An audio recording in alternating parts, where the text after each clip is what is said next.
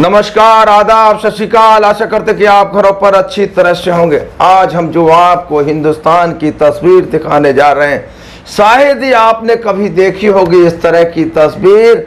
जुमे की नमाज के बाद आज जो हिंदुस्तान में हुआ वो काफ़ी अफसोसजनक था, काफ़ी चिंताजनक था हम और आपके लिए, व समाज के लिए, व देश के लिए कोई एक अच्छी बात नहीं थी। जो एक साथ 12 राज्यों में जुमे की नमाज के बाद जो प्रदर्शन किया गया, वही जो जिस तरह से कहीं हम बता दें पत्थरबाजी की गई, तो कहीं कहीं तोड़फोड़ की गई, तो कहीं आगजली की गई, ये कहीं ना कहीं देश की जो शांति में खलल डाल रहे हैं, जो अराजक तत्व जो हम बता दें जो कहीं ना कहीं देश की शांति को भंग करने की कोशिश की जा रही है, वह देश को कहीं ना कहीं दूसरी तरफ मोड़ने की कोशिश की जा रही है।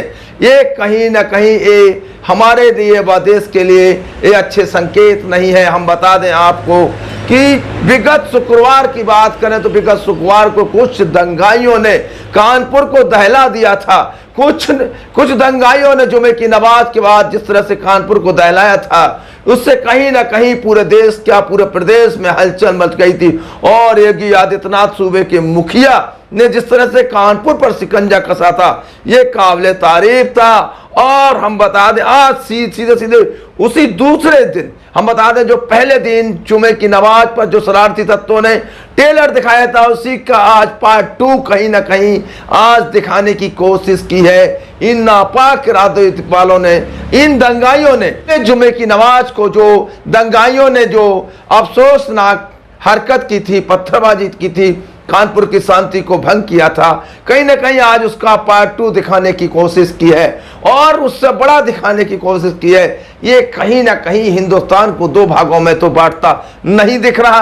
कहीं ना कहीं ये नफरत का बीज कौन फैला रहा है, इस देश को 2 भागों में कौन बांट रहा है, कहीं ना कहीं इसके पीछे कहीं ना कहीं शरारती ताकतें हैं तो नहीं है। जिस तरह से आज देश दहल रहा है वही, और हम बता दें कि पूरे देश की हालात की बात करें तो कहीं ना कहीं नूपुर शर्मा के जो विवादित बयान था उसको लेकर एक टीवी डिबेट के दौरान की ये बात है, उस बयान को आज 16 दिन हो चुके हैं।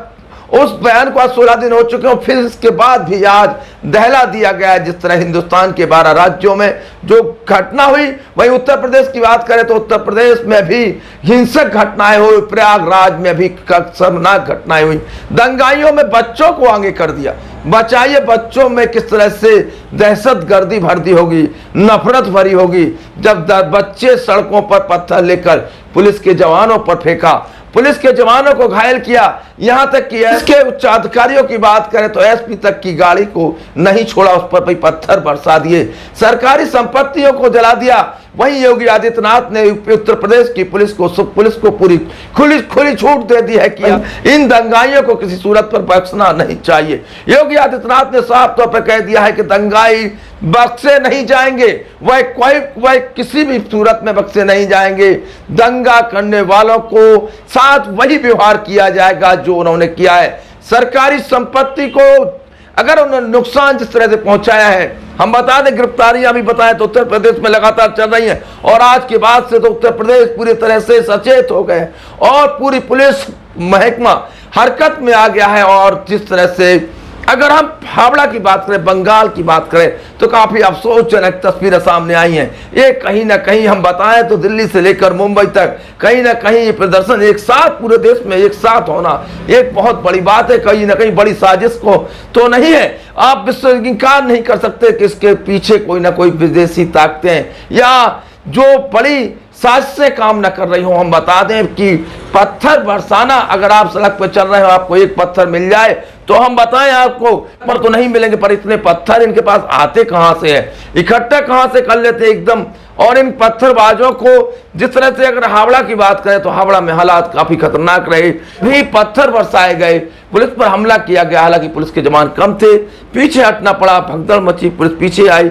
वहीं रेल की रफ्तार को भी रोक दिया हावड़ा में। हम बता दें ये कहाँ चाहते हैं, क्या चाहते हैं। नूपुर शर्मा का जो एक पुतला एक फांसी पर लटकाया हुआ जो ये प्रदर्शनकारियों ने दिखाया है, क्या नूपुर शर्मा को ये फांसी पर लटका देंगे? कोई कहता है सिर कलम कर दो। क्या लोग यही यही हिंदुस्तान का लोकतंत्र है। लोकतंत्र की क्या यही परिभाषा है? आखिर ये दंगाई क्या समझाना चाहते हैं हिंदुस्तान को? कहीं विदेशी ताकतें तो इसके पीछे नहीं है।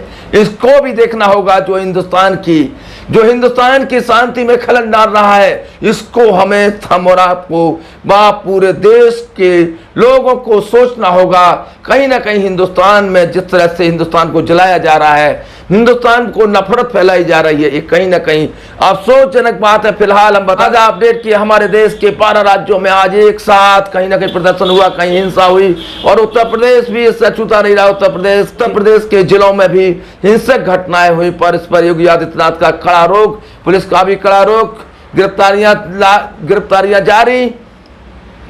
प्रदर्शनकारियों को किसी सूरत में बख्शा नहीं जाएगा। यही यूपी ट्रेंड होना चाहिए। यही योगी आदित्यनाथ का जो तरीका है पत्थरबाजों से निपटने का, पूरे देश में अगर यही तरीका, ये ट्रेंड लागू हो जाए तो पत्थरबाजों को तो सांप सूख जाएंगे 2 दिन में और पत्थरबाज अपने अपने बिलों में पहुंच जाएंगे। फिलहाल पत्थरबाजों की हो रही है पहचान और उनकी जो असली जगह जेल है उन्हें पहचानने की हो रही है तैयारी। पर हम आपसे कहेंगे कि जो नफरत का बीज फैला रहे हैं हमारे देश में, उन पर जरूर की बात करना। तालबेहट की बात करें, तालबेहट विकासखंड तालबेहट की बात करते हैं, ग्राम विकास अधिकारी की बात करते हैं, तालबेहट के ग्राम विकासखंड तालबेहट के ग्राम विकास अधिकारियों को जनपद की दूसरी जगह भेज दिया गया और जनपद के दूसरी जगह के ग्राम विकास अधिकारी तालबेहट में तैनात हो गए हैं। पर हम बताएं कि अगर हम विकासखंड तालबेहट का किसी भी विकासखंड को उठा के देख लें और भ्रष्टाचार के अगर नब्ज को टटोलें तो कहीं ना कहीं अगर शुरुआत होती है तो ग्राम विकास अधिकारी से होती है।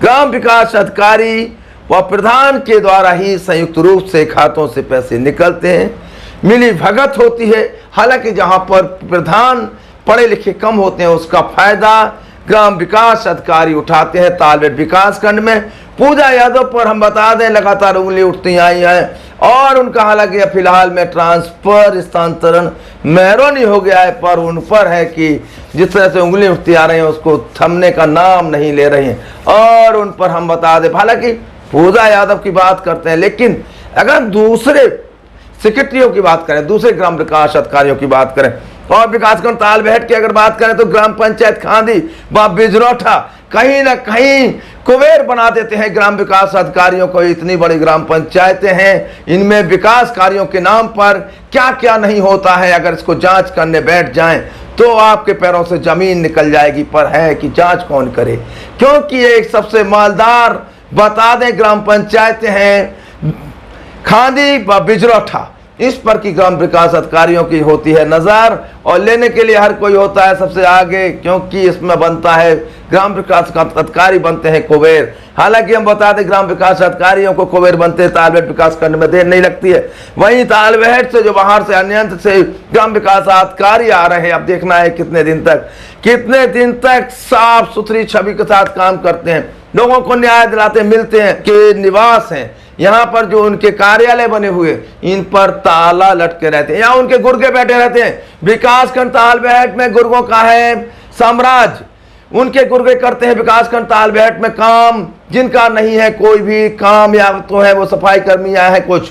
वहीं तालबेहट विकास खंड में ग्राम विकास अधिकारियों का अधिकतर कार्य उनके द्वारा पाले हुए गुर्गे ही काम करते हैं। ग्राम विकास अधिकारी तो अगर दर्शन दे जाए तो ये बहुत बड़ी बात होती है। तालबेहट विकास खंड में जी हाँ, उनके कमरों पर मिलते हैं केवल उनके गुर्गे। जो हम आपको बता दें ताजा अपडेट, फिर भी कोई नहीं होता है एक्शन, क्योंकि ज्यादातर काम उनके जो बनाए हुए उनको जो रखे हुए हैं अपने निजी खर्चे पर, क्योंकि जब निजी खर्चे पर रखे हुए हैं तो कुछ ना कुछ तो फायदा होता ही होगा, इसका आप अंदाज खुद लगाइए।